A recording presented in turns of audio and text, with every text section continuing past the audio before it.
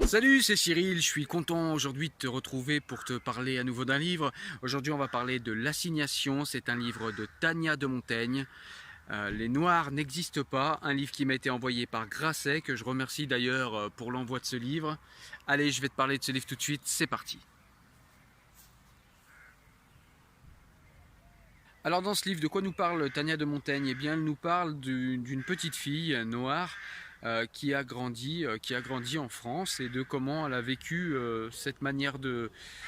Voilà la manière dont on a accueilli sa couleur, la manière dont en France, dans les années 80, on a accueilli sa couleur, avec voilà, parfois des gens qui adorent les Noirs, des gens qui n'aiment pas les Noirs, des gens qui tout simplement se moquent à un très jeune âge de la couleur noire, etc. Et on va partir de ce point d'ancrage pour aller vers des sujets un petit peu plus vastes, des personnes qui sont étrangères, qui sont non blanches, qui sont considérées de fait comme étrangères dans notre pays qui est à majorité blanche. Et en fait, elle va nous démontrer et nous montrer à quel point tous les gens, même ceux qui se réclament de l'antiracisme, croient en quelque chose qu'on pensait dépasser, puisque la science a démontré que ça n'existait pas. En l'occurrence, il s'agit de la race. Alors au début dans ce livre, eh bien, comme je vous le disais, Tania de Montaigne va nous raconter un petit peu comment voilà, dans la France des années 80, voilà, tout son entourage accueille sa couleur noire. Donc comment on lui parle, comment on la compare avec un dessin animé où il y avait une petite vache qui s'appelait la Noiraude, etc. Et donc elle va nous parler un petit peu de tout ce racisme quotidien qu'il y avait dans les années 80, qu'il y avait également dans les années 90, qui avait également dans les années 2000 et qui persiste encore un petit peu de nos jours. À chaque fois, ça part un petit peu, mais il reste quand même quelque chose de ça. Et elle va nous montrer que beaucoup d'entre nous croient en cette chose dont je vous ai déjà parlé et qui s'appelle la race. Donc pour démontrer cela, on va parler de plusieurs choses. On va parler d'appropriation culturelle, on va parler également de noir avec une majuscule et de noir avec une minuscule, de la différence entre les deux. Et on va appliquer ça également pour tout ce qui est arabe, jaune, musulman, etc. etc. Voilà, et donc eh bien, on va décrypter un petit peu tout ce racisme quotidien qu'une personne peut subir, qu'une personne non blanche peut subir en France. Et ce que j'aime bien, c'est que elle va nous mettre également en parallèle, l'auteur va nous mettre en parallèle dans ce livre, va nous mettre pas en parallèle, plutôt en symétrie en fait, le racisme des nationalistes, ce qu'elle appelle les nationalistes, c'est-à-dire tout ce qui est extrême droite, etc., dans tous les pays du monde, mais on va se concentrer d'abord sur la France, hein, puisqu'on parle de la France. Donc elle va mettre en symétrie, comme je vous disais, le racisme, en tout cas les croyances en la race, et donc oui, le racisme des nationalistes et celui des communautaristes, et montrer comment ces gens qui paraissent être des opposés sont en réalité en fait les deux faces de la même chose et de la même croyance qui est encore et toujours cette croyance en la race. Donc dans ce livre, on va revenir également rapidement sur l'histoire de l'esclavage en France, hein, sur la manière dont on considérait les Noirs, ou plutôt la manière dont on les considérait pas, ou dont on les considérait mal en tout cas, et la manière avec laquelle ça a laissé des traces dans la société actuelle. Et la manière du coup, comme je vous disais, en miroir, la manière dont les communautaristes se servent de cela pour faire culpabiliser les Blancs d'aujourd'hui.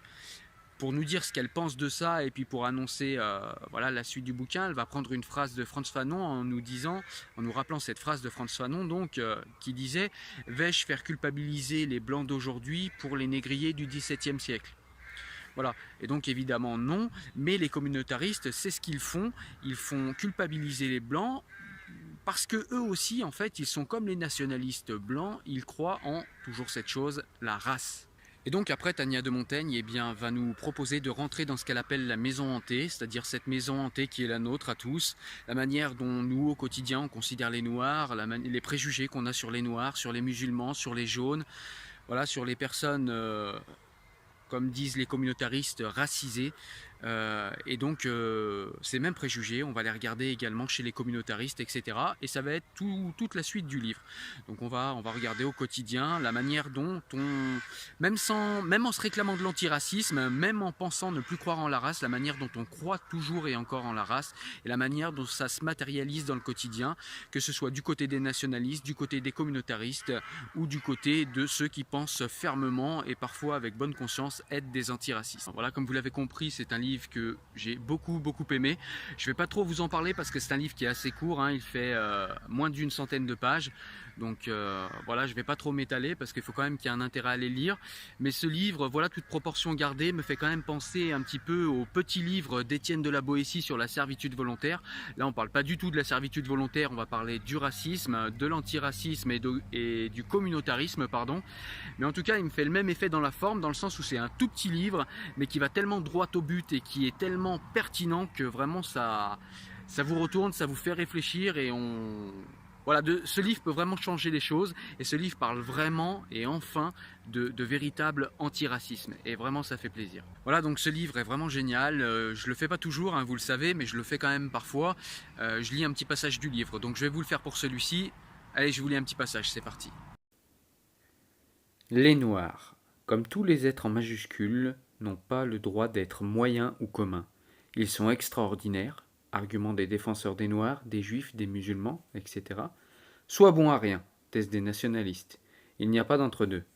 Ainsi, il m'arrive régulièrement de croiser des personnes qui trouvent les Noirs géniaux. Vous avez tout compris, me disent-ils alors. Le vous s'adressant à l'ensemble des Noirs.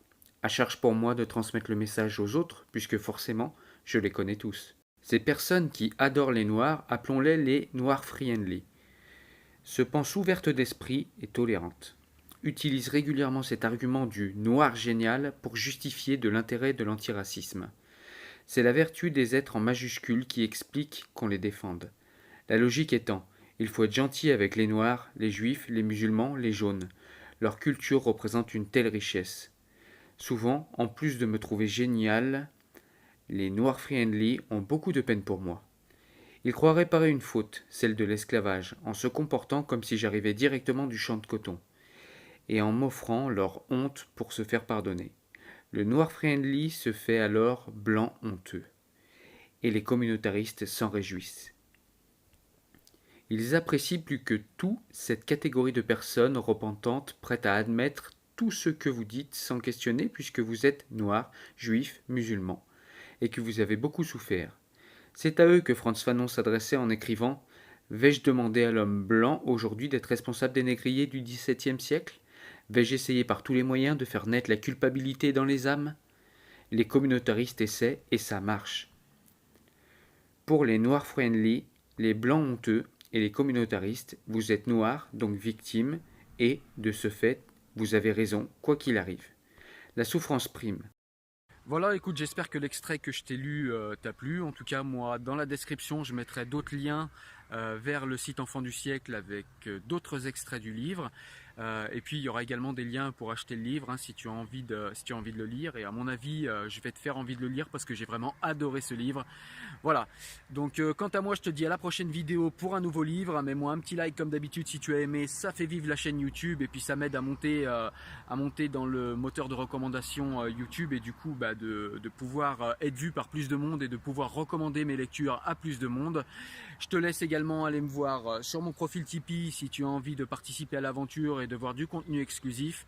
Sur ce, moi je te dis au maximum à la semaine prochaine pour un nouveau livre. Ciao ciao, salut et n'oublie pas l'assignation de Tania de Montaigne. Salut, ciao!